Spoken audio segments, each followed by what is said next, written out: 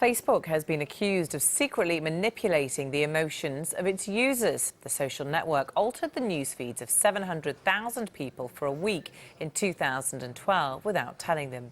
It was part of an experiment into how people react to good or bad news, as our technology correspondent Tom Cheshire explains. Meeting up with people in the real world, you can go beyond the glib online status update and find out what they really think. I asked a couple of Facebook friends what they made of the idea that the social network could be manipulating our emotions. Great afternoon at the Heath with Fee and Tom Cheshire from Sky News. We've all done it, blocked a particularly annoying person's Facebook updates. We think we're in control of our Facebook news feeds. Actually, the company has been conducting a massive psychological experiment without users knowing. The Facebook newsfeed contains all of humanity. Absolutely terrible day at the office. Back in the UK after an amazing trip. But for 689,000 users, Facebook manipulated their newsfeed. The company looked for words associated with positive and negative emotions and hid some of those posts for 1 week in 2012. Users who saw fewer positive posts from their friends were themselves less happy, making fewer positive updates.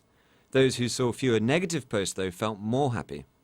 I'm not surprised that Facebook actually got the results that they did, because we are, after all, very imitative creatures. So we often subliminally pick up cues from other people, and this would be the same for the posts that they share. But we also have to recognise that a lot of people airbrush the lives that they present on Facebook, and therefore they still might not be that authentic. Still, ordinary users feel duped. It's just a bit like unethical and not really acceptable, I don't think. That they would abuse power in such a way as to see if it makes you happier or sadder. It's just not very nice.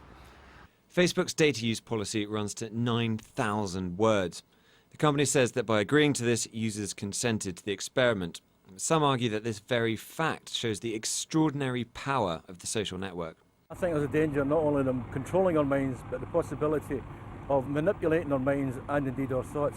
And it's against that background that I would be calling on the Select Committee and indeed the UK government to mount a campaign for a global campaign to look into the activities of Facebook. A Facebook spokeswoman said that the research was to improve our services and to make the content people see on Facebook as relevant and engaging as possible. Facebook is doing what all web giants do, tweaking and manipulating its products so that we spend as much time on them as possible. For now, all users can do about it is log off. Tom Cheshire, Sky News. Well, I'm joined in the studio by the technology columnist and author of The Sociopaths of Silicon Valley, Milo Yiannopoulos, and behavioural psychologist Jo Hemmings, who's in our central London studio to discuss all of this a bit further. Good evening to both of you. Milo, what did you make of this? Well, it's very sinister, isn't it? And it sort of indicates the sort of direction that Facebook's taking, the kind of company it wants to be. Two interesting things happened today, actually. One was that we found out about all of this this nonsense that they've been doing, manipulating people's emotions. And the second one is this introduction of an extraordinary panoply of gender pronouns that they launched today in the UK. And the two things that this tells us is, one, Facebook is happy to go back to the bad old days of the Stanford prison experiment and use its users, basically, in a way that they are totally unaware of having explicitly agreed to. And second, that it has a political agenda. And that Facebook's political agenda means that it can no longer be considered a neutral platform company. It's a media publisher. We're going to have to start treating it like that from now on. Jo Hemmings, as a behavioural psychologist, do you think there's any merit in what they did? No, I don't, actually. They were testing something called emotional contagion, but all psychological experiments must be done with informed consent. Now, simply signing up to Facebook, which actually is a company which is there for your safety, your protection, always telling you to trust them, simply used this data, which they're only supposed to use for research, to manipulate this data. And so I think it's absolutely wrong. There was no informed, direct consent from any of those users. Milo, you use the word sinister. Yeah. It's not just sinister, it's the fact that they're going in and changing something, editing something that a friend has put in there, something that they're describing their day or something that they're feeling. Yeah. So they're editing something that just doesn't belong to them. Well, so what they don't do is edit anything you write on the site, but what they do is, out of the huge volume of information you might see, they choose which bits of it you do. So they might, for example, show you more statuses from your friends that are miserable and unhappy and angry, or more statuses from your friends that are happy and upbeat. And what they want to know is which of those makes you spend longer on Facebook so they can serve you more ads. The reason I say it's sinister is that what's quite clear about this, I think, from anyone that's followed Facebook, is that this is just the tip of the iceberg. This is a tiny sliver of what we know they must do continuously, all day, every day, across their entire database and everybody who's a user of Facebook. This was a sort of preemptive PR move, partly, well, I think mainly because Facebook was worried that people were getting upset on the service and not sticking around because they felt like they were coming off badly compared to their friends. You know the way that we all put our holiday snaps on Facebook, and you sort of see that and you think, why is she on holiday? I'm stuck at my desk, and that was turning people off Facebook. So they've done this research, and very foolishly they've published it. And what companies like Facebook and Google are, would be better advised to do is keep the sort of odious things they do secret, because every time they come out with one of them, people rightly get really worried and quite angry about it.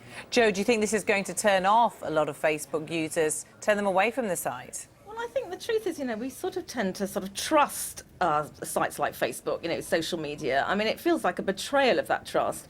And I would feel, I think people will feel quite concerned that their sort of innermost feelings that they're sharing in a sort of trusted, safe environment amongst their friends is actually being manipulated in that way. So I think it's all wrong, dressed up as a psychological experiment, but actually just a piece of, sort of advertorial really for Facebook, which has backfired.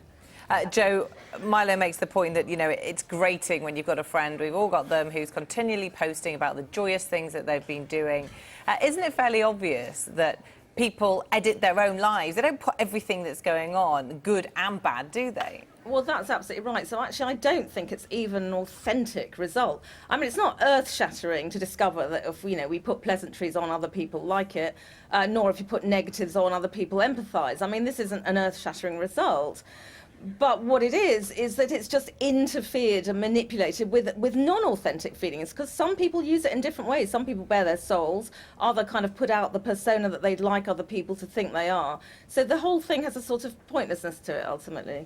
Milo, what it's all about, as you've said, is the fact that Facebook want to continue growing, they want to continue making money, they want to continue getting new users, if that's even possible. Is all of this going to be long-term detrimental to them, do you think? Well, I think it has to be. I certainly hope that it is.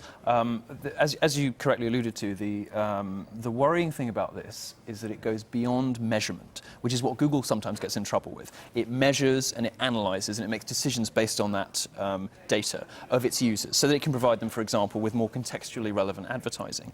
What's horribly creepy about what Facebook's doing is it is actively manipulating its users' emotions. And I can't conceive of a human being on the planet who wouldn't be worried about that. OK, fascinating to talk to you, Milo Yiannopoulos. And Joe Hemmings, thanks for your time this evening. Thank you.